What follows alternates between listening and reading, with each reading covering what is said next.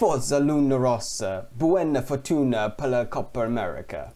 Well done to Luna Rossa. One of the best things for me today was just how overjoyed Max Serena and Francesco Bruni particularly were. It was really quite heartwarming watching them. Yeah, on their reaction alone, worthy challengers. Bit of a dull day of racing today, but I think a good conclusion to the series. Ultimately, the better all-round boat won. Given the conditions they raced in, I'm not really surprised at the results. The 2 days we had on the steady direction sea breeze course in a kind of low end of the breeze, really Luna Rossa were a step ahead, probably a generation ahead with their boat in those conditions, and it really told. I think INEOS ultimately, they fell down on the second day. That would be the biggest disappointment. Those two lost starts on the second day where we had a decent breeze and shifty-ish conditions. Really, if they'd been able to win those two starts and get a couple of race wins, yeah, maybe it would have been a bit different. And additionally, the second race on the first day where the wind got up and INEOS were caught on the wrong jib. Again those are the what-ifs for INEOS. If they'd won those races, it would have been a tighter series. We probably would have seen it taken through to Monday, Tuesday, Wednesday, when again there's more breeze forecast. But ultimately, I just think Luna Rossa had the legs on INEOS, especially their tacking. I think really the story is INEOS. They've done incredibly well to get to where they have, but they're still at the stage of finding the boat speed, whereas Luna Rossa are at the stage of optimising for the courses, the conditions, the tacking, the jibing, getting the kind of all-round package of VMG and VMC together. INEOS, where did it all go wrong? Well, I've hinted in the racing about those 2 races on the second day which were particularly harmful to their chances.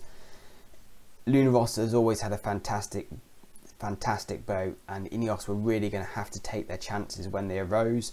Looking at the bigger picture, I think the thing INEOS should be proud of is how incredibly well they've done to get where they are.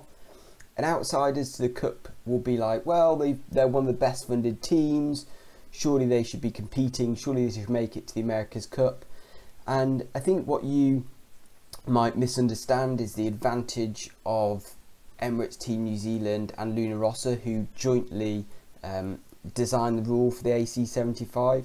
So they had a head start, and not just a head start in the same class, but a head start in a brand new class that had never been seen before.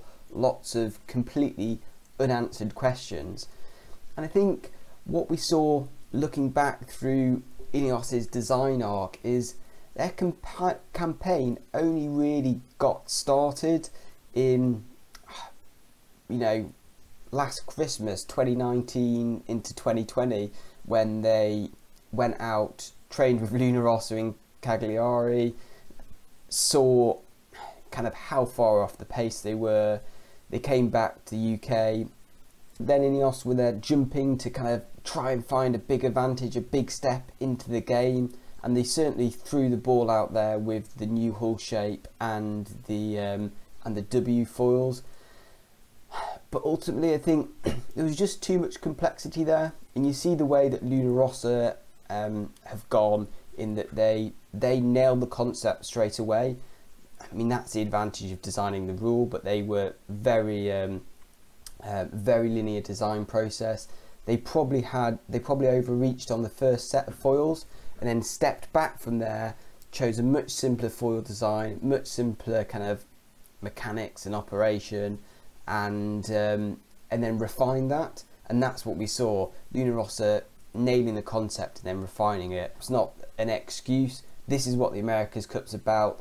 That is the advantage of being the challenger of record and the holder of the cup, and that's why it's such a fantastic competition and so intriguing to pit your wits against and try and win. So it's not an excuse. That was always the starting point INEOS were going to be on.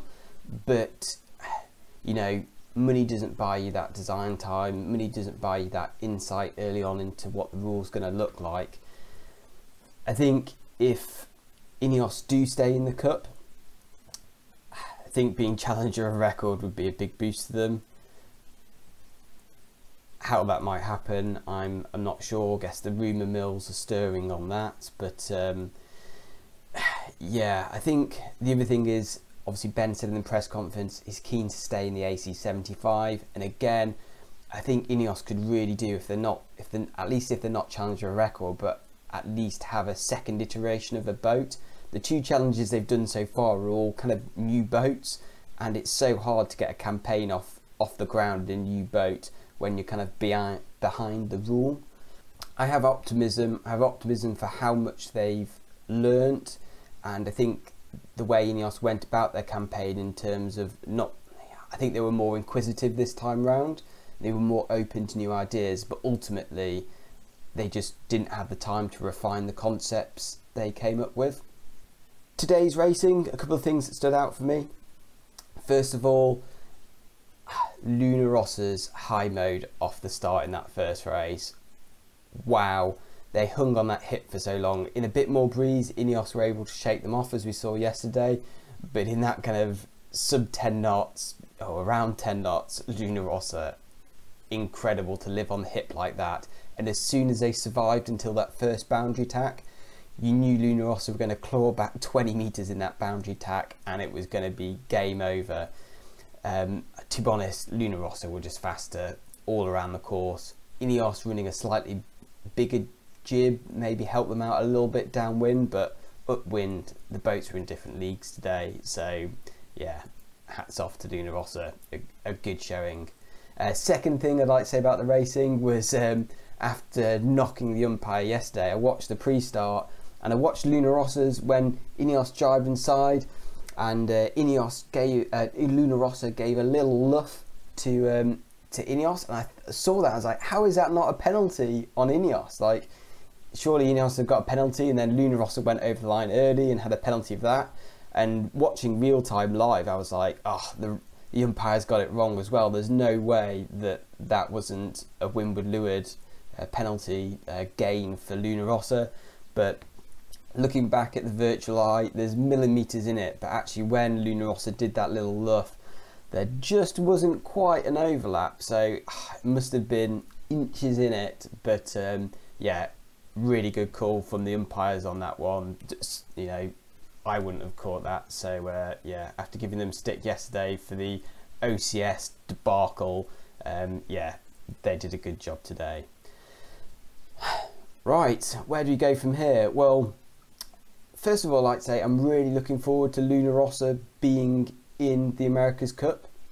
I actually think the whole point of the Challenger Series is to select the best challenger, and Luna Rossa are the best challenger. I also think they contrast better with Emirates Team New Zealand. Luna Rossa definitely have an edge in this lower wind range, really good efficiency, really good in the manoeuvres at low speed. And that, if there is an area of weakness for Emirates Team New Zealand, we've not seen them race for a while, but if there's an area of weakness, I think that's probably it. We look at the Emirates Team New Zealand design, it's all about maximising righty moment, but righty moment's not so important when you're not at max power. So there's a window in the conditions there where I think Luna Rossa have an edge, whereas if INEOS went through to the America's Cup, there's just no way I could see INEOS beating Emirates Team New Zealand.